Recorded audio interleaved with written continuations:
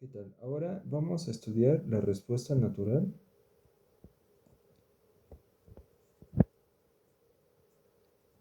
de un circuito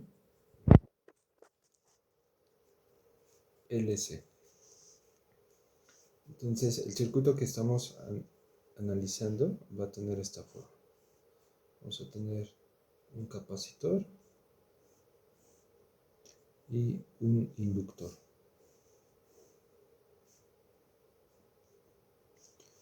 Vamos a tener aquí una tensión y la corriente que circula en este circuito está regida por la siguiente ecuación. Tenemos primeramente la tensión en el capacitor y después la tensión en el inductor. Y esta es la tensión del generador.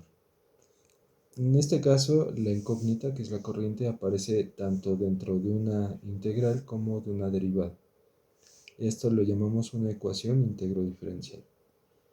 Entonces, lo que podemos hacer es derivar toda la ecuación para que ésta se transforme en una ecuación diferencial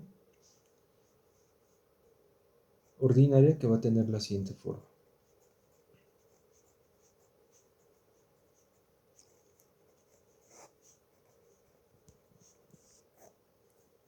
Aquí en este caso, este término fuente va a ser igual a la derivada de la tensión con respecto al tiempo.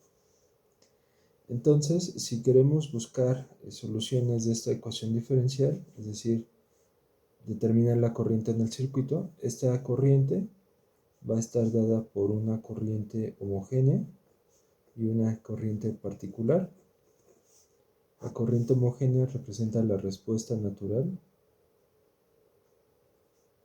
del circuito y la corriente particular es la respuesta forzada. La respuesta natural se obtiene cuando igualamos el término fuente a cero y consideramos las condiciones iniciales. Es decir, la respuesta natural estaría dada por la siguiente ecuación diferencial.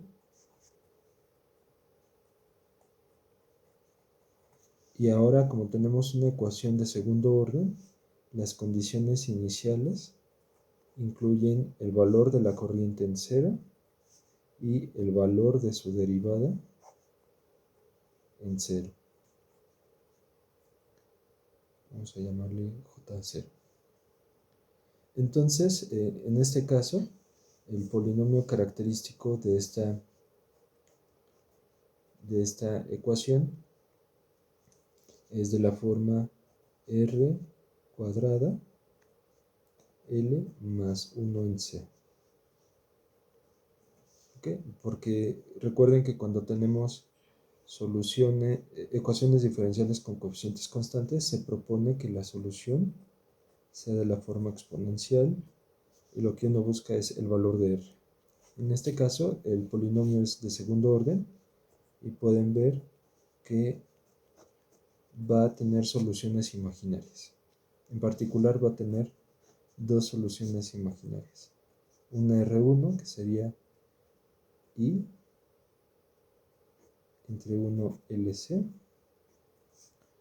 y una solución R2, que sería menos I 1 raíz de LC. Si nosotros denotamos a esta raíz de LC como omega 0, 1 sobre la raíz de LC, ¿okay? Entonces, nosotros podemos expresar a la solución homogénea en forma de exponenciales complejas o en forma trigonométrica de esta forma.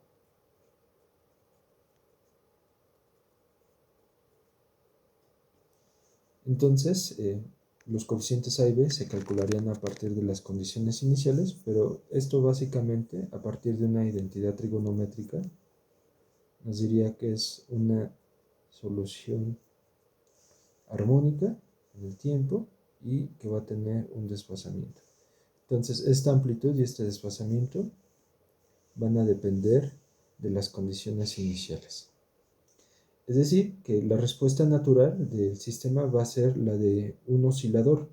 Va a empezar a oscilar y, en teoría, su oscilación nunca decrecería.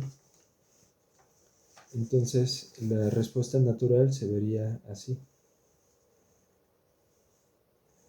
Y nunca decrecería su oscilación. ¿Okay? En la práctica, ¿qué es lo que se observa?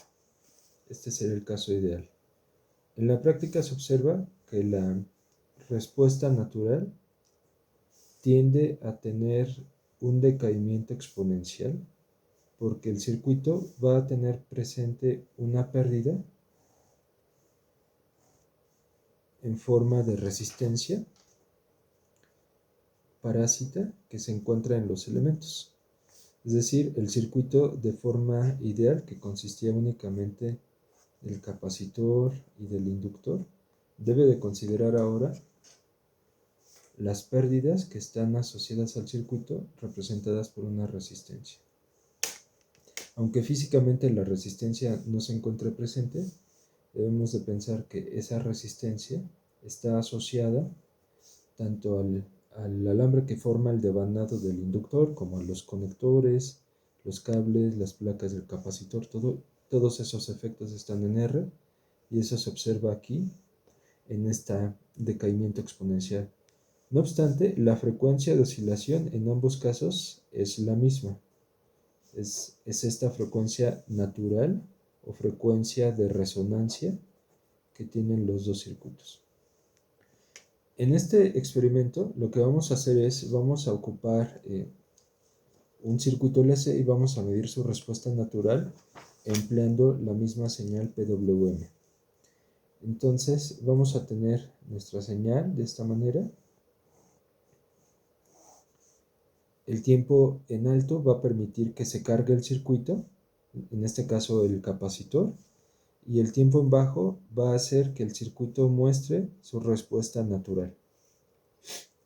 Entonces, esto sería el equivalente, como ya lo hemos visto, a tener una batería con una tensión constante, tener un punto de tierra y hacer que un interruptor seleccione ya sea una posición u otra y que esto vaya hacia el circuito LC de esta manera. Entonces, cuando el circuito está en la posición A, equivaldría a estar en la posición alta, y cuando el circuito está en la posición B, equivaldría a estar en la posición baja. Y en esta posición es donde estaríamos midiendo la respuesta natural.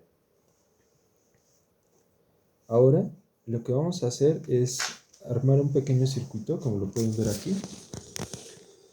Nuevamente tenemos a la tablilla Arduino, donde tenemos el programa con PWM. Y ahora tenemos aquí, en el protoboard, un capacitor, que es esta que parece de color oscuro. Y este, que es el inductor que estamos considerando.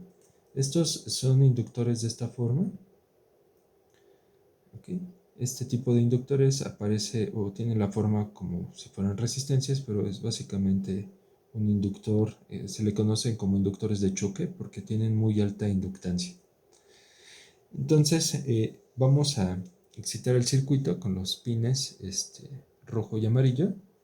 La tierra, que en este caso es el cable amarillo, la estamos conectando a la línea azul. Y en esa línea azul tenemos este cable verde, que es la tierra del osciloscopio.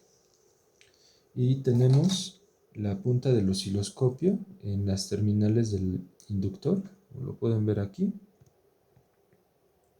Y el otro cable, que es este de color café, es la otra punta del osciloscopio que está midiendo la excitación de entrada. En este caso, el inductor que estamos considerando tiene una inductancia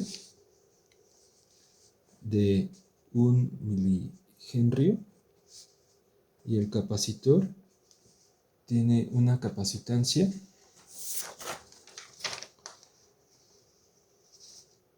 de 47 nanofaradios. Entonces, a partir de esto, nosotros podemos determinar la frecuencia de oscilación. Entonces, aquí en la calculadora, calculamos esta sería la frecuencia angular, pero la frecuencia lineal se calcularía así. Entonces, si hacemos el cálculo, aquí tendríamos 1 milihenry por 47 nanofarads. Calculamos la raíz, multiplicamos por 2pi, calculamos el inverso y esta frecuencia de oscilación sería de 23.215.13 Hz, o lo que es lo mismo, 23.21 kHz aproximadamente. Y el periodo de la oscilación, que sería el inverso de la frecuencia de resonancia, es de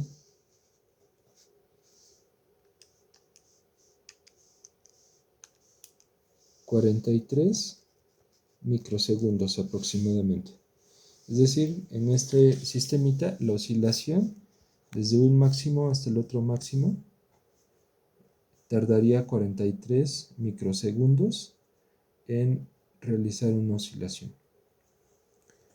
Ahora, en el circuito, podemos ver aquí en el osciloscopio, el trazo azul representa la señal PWM y el trazo amarillo representa la respuesta natural. Pueden ver que el circuito intenta oscilar, pero su oscilación se extingue rápidamente. Esto es debido a que los inductores que estamos considerando, que son inductores de este tipo, presentan muchísimas pérdidas. De hecho, están diseñados para esto, para atenuar rápidamente estas señales.